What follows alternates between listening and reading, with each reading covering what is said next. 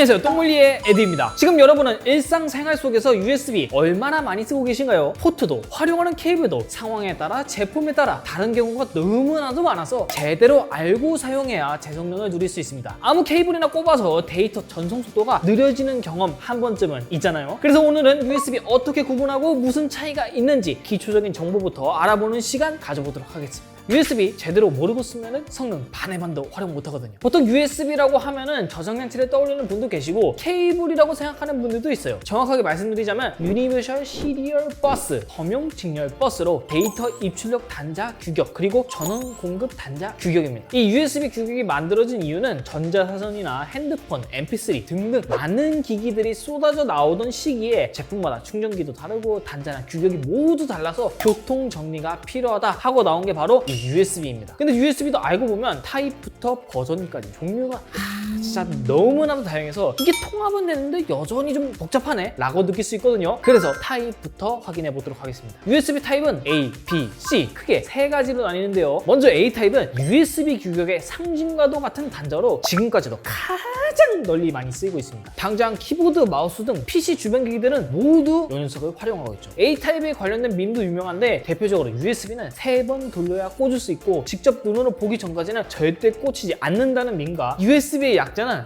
씨발 반대네 같은 밈 아주 유명하죠. 다음은 B타입, 보통 프린터와 스캐너 같은 제품군에서 가장 많이 볼 수 있는 규격인데요. 사실 거의 사장된 규격이라 봐도 됩니다. 그래도 가끔 모니터에서 볼 수는 있는데 용도는 모니터 뒤 USB 포트의 전원 공급입니다. 포트가 부족할 수 있는 노트북을 활용할 때 주로 사용하죠. 그렇다면 A타입과 B타입은 왜 나뉘었을까요? 90년대 USB가 처음 등장했을 때는 전자기기가 지금만큼 똑똑하지 않았습니다. 그래서 전력을 내보내는 역할과 전력을 입력받는 역할로 나누어 두었어요. 그래서 가끔 다운스트림이나 업스트림으로 표기할 때가 있는 겁니다. 혹시라도 모를 전압사고를 방지하기 위해 다른 모양으로 물리적으로 연결되지 않도록 만든 거죠. 자, 그리고 마지막 드디어 목적에 맞는 게임 체인저 바로 C타입이 등장합니다. 기존 타입처럼 방향의 강제가 없어요. 크기도 작고 얇아서 최신 트렌드인 소형화에도 알맞고 거의 모든 최신 전자기기가 이 C타입을 활용하고 있습니다. 심지어 이젠 단자의 통일뿐만 아니라 충전부터 영상, 음향, 데이터 통신까지 모두 담당할 기세로 발전하고 있죠. 자, 여기까지 이해가 되셨다면 한 가지 주의하셔야 할 점이 있는데 방금 설명드린 이 USB 타입이 성능을 결정하진 않습니다. 결정하는 것은 버전인데요. 같은 C타입인데 어떤 케이블은 빠르고 어떤 케이블은 느린 이유가 바로 여기에 있죠. 지금 보고 계신 이미지가 USB 버전과 사양을 보여주는데요. 1.0과 1.1은 오래전 버전으로 이제 주변에 없다고 봐도 무방합니다. 그래서 먼저 USB